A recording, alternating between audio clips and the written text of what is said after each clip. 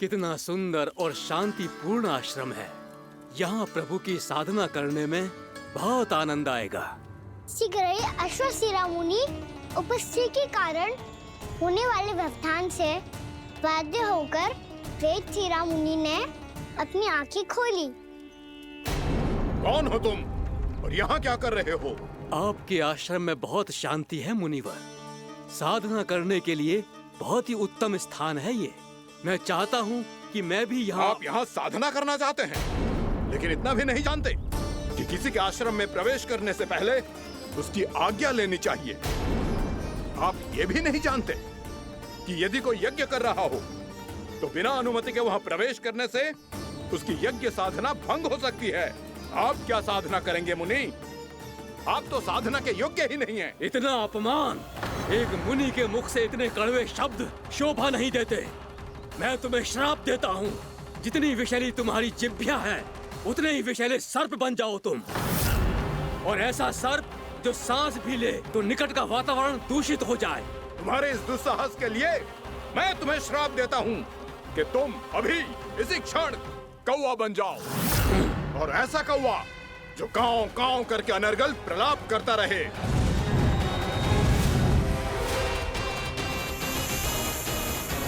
ये मैंने क्या किया? ये मैंने क्या किया?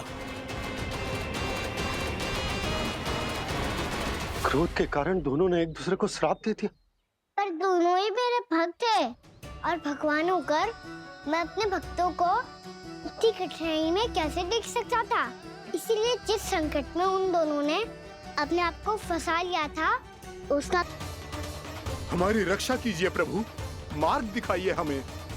क्रोध पर नियंत्रण ना होने के कारण आप दोनों ने एक दूसरे को बहुत ही भीषण संकट में डाल दिया है। आप दोनों ही तपस्वी, तप के बल से दिए गए आपके श्राप को लौटाना भी संभव नहीं है। प्रभु कोई तो उपाय होगा, हम आपके शरण में हैं प्रभु। अपराध तो हमसे हुआ है प्रभु, पर अब आपसे ही आशा है। कुछ ऐसा कीजिए भक्त वत्सल, जिससे हम दोनों के श्राप का प्रभाव कुछ कम हो जाए। आप दोनों ही मेरे भक्त हैं, इसलिए आपकी पीड़ा का निवारण करने का एक उपाय है मेरे पास। वेदशिरा मुनि, जब आप कालिया नाग बनेंगे तो आपको मेरे चरणों को अपने शीश पर धारण करने का सौभाग्य मिलेगा। और अश्वशिरा मुनि, आप काग योनि होने के बाद भी आप श्रेष्ठतम ज्ञान और सर्वाधिक यौगिक सिद्धियों के स्वामी होंगे और प्रवचन दिया करेंगे। इसके बाद अश्वशिरा मुनि काकभुसुंडी बन गए, जिन्होंने आगे चलकर स्वयं गरुड़ देव को रामायण सुनाई। और मुनि वेदशिरा महर्षि कश्यप और देवी कत्रियों के पुत्र कालिया नाग बनकर जल में। और अब वही कालिया नाग जमुना जी में, जिनके कारण जानकी के प्राण लगभग चले ही गए थे। अब कालिया नाग को उचित स्थान पर भेजने का समय आ गया है बाबा।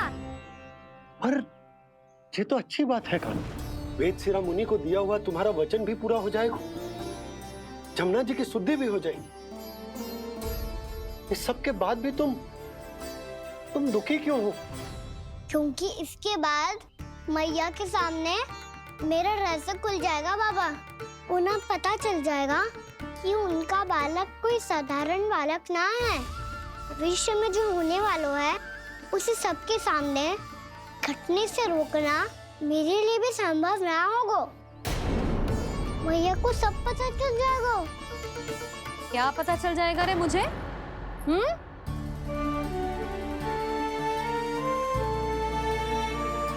यही कि सबसे अधिक प्रेम मैं आपसे ही करता हूँ। अब बस भी कर, चलो भोजन के लिए बुलाने आई थी तुम दोनों को। भूखा थोड़े ना रहने दूंगी अपने लल्ला को, मेरा लल्ला दुर्बल हो जाएगा ना।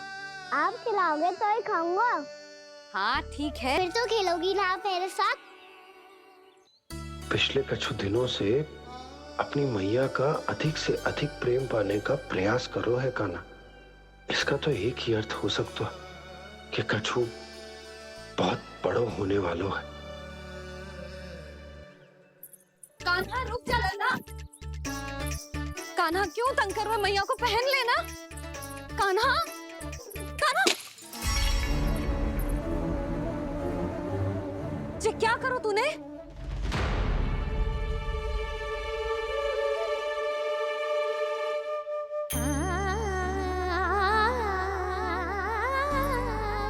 अच्छा ठीक है, अब मुंह लटकाने की आवश्यकता ना है। ये ले।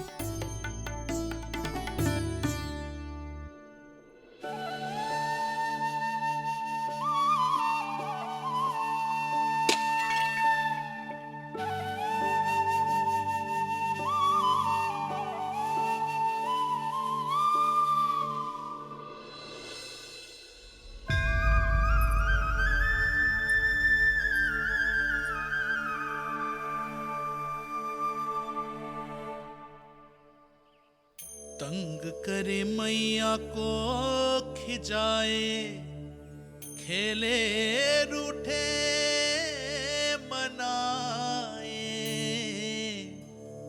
लीला अनोखी करके शरारत, कान्हा दंड भी पाए।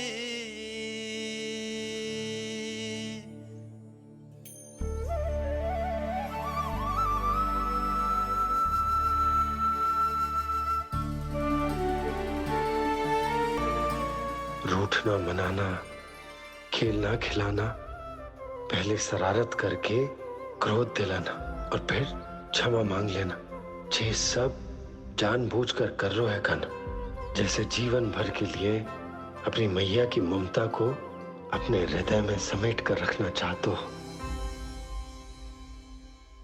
कैसे कैसे करूं उस कालिया से मित्रता, कैसे करूं उसका उपयोग?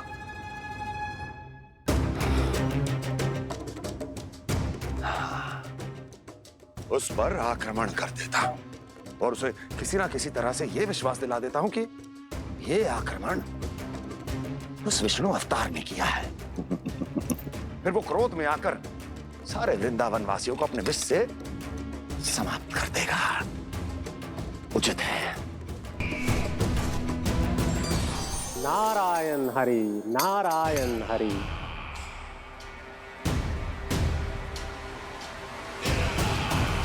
प्रणाम देवर्षि। किस योजना में कितना लाभ है और कितनी हानि, यह आंकलन करते करते थक गए होंगे मथुरा नरेश। देवर्षि, आज मेरा ध्यान कैसे आ गया आपको? आप तो सदैव ही मेरे ध्यान में रहते हैं महाराज कंस। सत्य तो यह है कि मथुरा में जो भी हो रहा है मुझसे छिपा हुआ नहीं है। मैं जानता हूं कि आप किसी भी असुर को वृंदावन क्यों ना भेजें, और वो असुर कितना भी शक्तिशाली क्यों ना हो, कृष्ण का सामना नहीं कर पाता। या तो पराजय स्वीकार करके आपके पास लौट आता है, या तो फिर वीर गति को प्राप्त हो जाता है।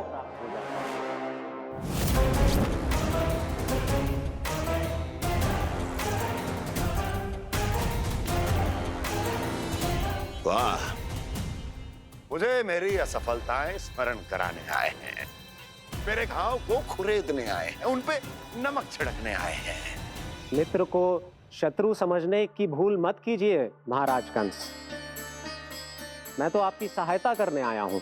हाँ, और मेरी सहायता। कृष्ण विष्णु अवतार है, आप विष्णु के भक्त हैं। मैं हूं विष्णु द्रोही, फिर भी तो आपके आराध्य को हानि पहुंचाना चाहता है, उसकी सहायता करना चाहते हैं आप। क्या आप निश्चित रूप से कह सकते हैं कि आप ब्रह्मांड के सभी नियमों को अच्छी तरह समझते हैं? अवश्य। आपके लिए बस इतना ही जानना पर्याप्त होगा कि मैं जो कुछ भी कर रहा हूं उसके लिए मेरे व्यक्तिगत कारण हैं। मैं तो बस आपके हित में पिछली बार की तरह एक सुझाव लेके आया था, पर यदि आप मेरा सुझाव सुनना भी नहीं चाहते तो आपकी इच्छा। नारायण हरि, नारायण हरि। कारण चाहे जो हो, इनके पिछले सुझाव के कारण ही आज मेरे शत्रुओं की संख्या कम है। अन्यथा मैं देवकी के अन्य पुत्रों को भी जीवित छोड़ देता, और आज वो सब अपने भाई के साथ मिलकर उसकी शक्ति को अनेक गुणा बढ़ा देते हैं। ठहरिए देवऋषि।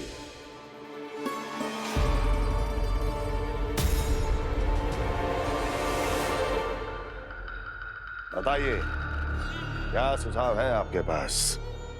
मेरे सुझाव का नाम है कालिया नाग।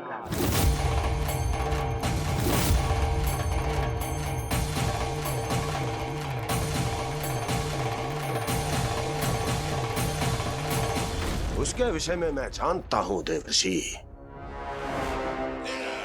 तो समस्या यह है कि मैं स्वयं उससे मिलने नहीं जा सकता, उससे भेंट नहीं कर सकता। उस कृष्ण की हत्या के लिए उसको वृंदावन जाने के लिए तैयार नहीं कर सकता। तो मत जाइए उसके सामने और ना उसे भेजिए कृष्ण के सामने। हर बार आप किसी ना किसी असुर को अपने शत्रु के क्षेत्र में भेजते हैं, जहां शत्रु उसका सामना करने के लिए पूरी तरह से तैयार होता है और आपका असुर मारा जाता है। इस बार शत्रु को युद्ध स्थल चुनने का अवसर मत दीजिए महाराज। इस बार योजना का जाल ऐसे बुनिए कि कृष्ण स्वयं उसके पास जाने के लिए विवश हो जाए। कालिया नाग स्वयं काल है, मृत्यु का दूसरा नाम है। उसके विष का उपयोग अपने लाभ के लिए कीजिए महाराज।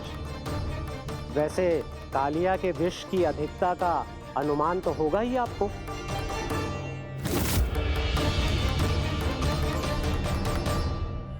एक बार जो उसके क्षेत्र में पहुंच गया, फिर उसके विष से बचना असंभव है। उचित सुझाव है देवर्षि, उचित सुझाव है। देवर्षि, उस छलिया विष्णु की भक्ति करते करते आप भी उसके रंग ढंग सीख गए हैं। उचित है।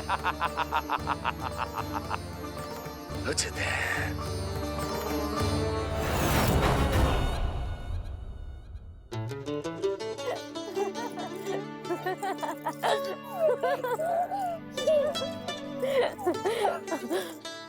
बस बस, बहुत आनंद ले लियो लल्ला।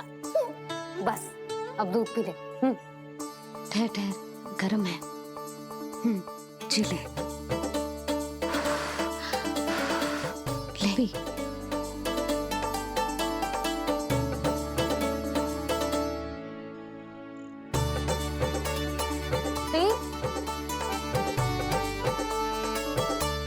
मैं ना होती तो ना जाने क्या हो तो तेरा।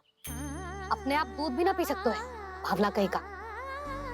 आपकी इस प्रेम के लिए तो मैं धरती पे आया हूँ मैया। मैं भी यही सोच रहा हूँ यशोदा कि तुम ना होती तो मेरा क्या होता। इसी बात पे थोड़ा दूध और कजू खाने को दे दो। अरे मैं तो भूल ही गई।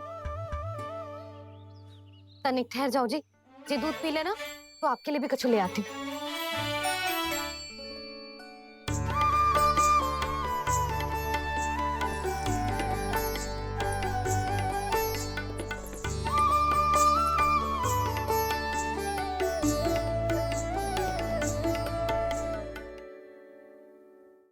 प्रणाम महाराज।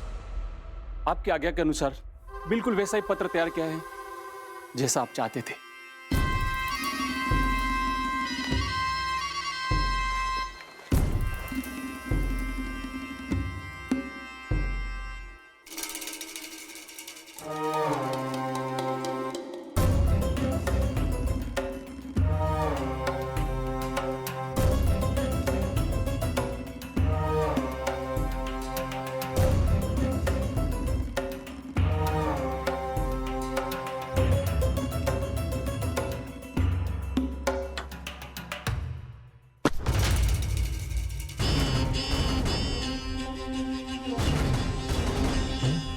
कृष्ण जन्म से लेकर आज तक ये मेरी सबसे महत्वपूर्ण योजना है। इसका सफल होना निश्चित है दूत, किंतु केवल वही करना जैसा मैंने कहा है। जाओ।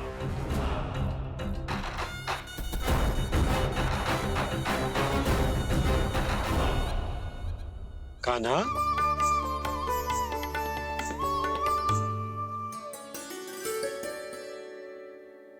क्या होगा? बाबा मैं चाहता हूँ कि मैया की स्वमता क्रिस्टल फ्रेम की वर्षा मुझ पे सरतेव ऐसे होते रहे। वो तो होती रहेगी लल्ला। अपने लल्ला के लिए किसी मैया का प्रेम कभी कम हो सकता है भला? नंदराज, वो मथुरा से एक दूत आयो है महाराज कंस का राजपत्र लेके।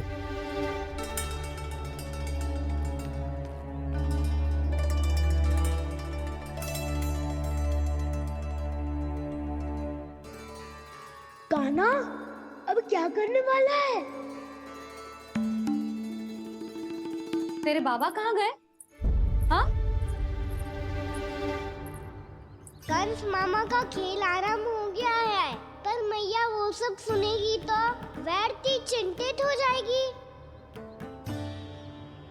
बस थोड़ा बाहर गया मैया, कछु खा लिए से। बाहर इस समय? मैया क्या होगा? मैया देखो ना, पीठ पे कछु हो रहा है। मेरा हाथ ना पहुंचो, आप करो ना। दिखा यहाँ। क्षमा करना मैया, पर अभी बाबा को ही संभालने दो ये सब। कहिए, क्या संदेश लाए हैं आप? नहीं नंदराज, नहीं। महाराज कंस का आदेश है कि ये संदेश सभी गांव वालों के साथ ही पढ़ा जाए। ठीक है, मैं गांव वालों के सामने पढ़ दूंगा, पर मुझे तो दीजिए पढ़ने के लिए। महाराज की आज्ञा का पालन करना आपके लिए भी आवश्यक है नंदराज। सभी गांव वासियों की सभा बुलाइए। बंसी, सभी गांव वालों की सभा बुलाओ। राजपत्र में ऐसा क्या संदेश भेजो है कंस ने? अब मेरे पत्र को पढ़कर सब भौचक के रह जाएंगे। और वो कृष्ण, उस कृष्ण के पांव के नीचे से तो भूमि खिसक जाएगी, आकाश फट पड़ेगा, बिजलियां गिर जाएंगी।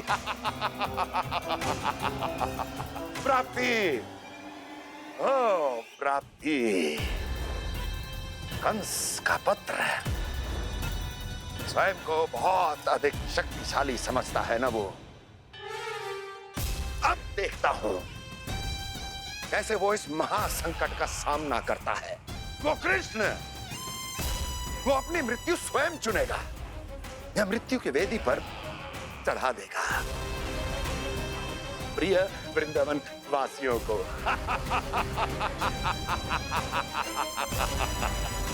अब आएगा आनंद प्राप्ति, अब आएगा आनंद।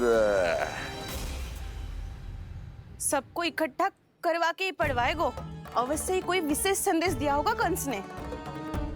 मैं भी यही सोच रही हूँ सुलक्षणा जी, कछु ना कछु तो विशेष है, पर जे हो क्या सकता है? हाँ, बात तो सही है। ऐसा क्या हो सकता है? सभी गांव वासियों के सामने कहा जाए, कछु तो विशेष अवश्य लग रहा है। बाहर तक कोलाहल क्यों हो रहा है? मैया, मैया, अब क्या होगा? मैया देखो ना, सर पे कछु हो रहा है। लल्ला, नारायण ने तुझे हाथ दिए हैं ना? पीठ की बात अन्य थी। अपने सिर की सेवा स्वयं कर। सर पे तो हाथ पहुंच रहा है ना?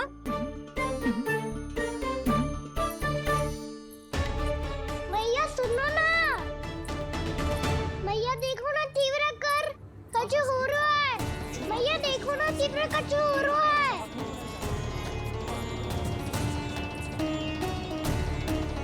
सब लोग आ चुके हैं, अपना संदेश सुनाइए आप।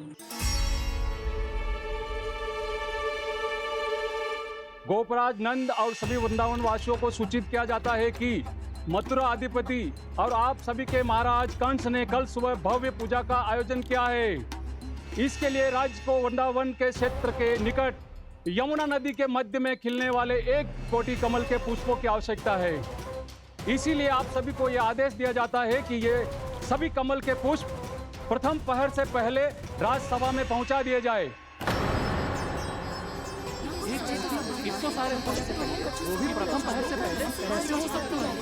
यदि आप ऐसा करने में असफल रहे तो इसे राज आज्ञा का उल्लंघन माना जाएगा और राजद्रोह के आरोप में आप सभी को कड़े से कड़ा दंड दिया जाएगा। स्मरण रहे, यदि कल की पूजा में इन 1 कोटि कमल के पुष्पों का ना पहुंचने के कारण कोई व्यवधान आया तो समस्त वृंदावन वासियों को दोषी माना जाएगा और पूरे गांव को निवासियों सहित धूल में मिला दिया जाएगा। कल प्रथम पहर तक का ही समय है आप सबके पास।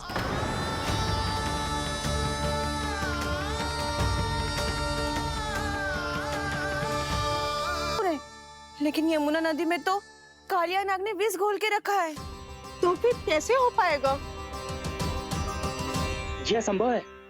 हमारी मृत्यु का संदेश भेजा राजा कंस ने। सदैव की भांति इस समस्या पर भी गांव के बड़े ही विचार करेंगे। बालकों का यहाँ होना उचित ना है।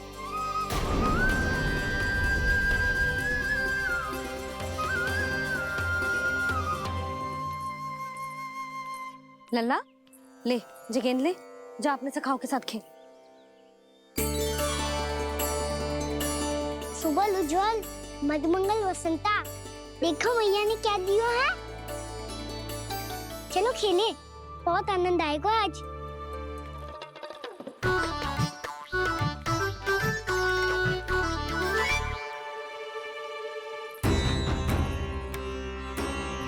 भानु, बंसी, जाओ और शीघ्र ही वो घेरे का कार्य समाप्त करो।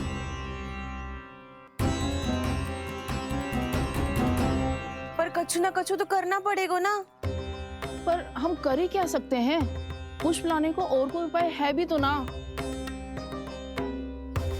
मैं चला जाऊंगा जमुना जी में।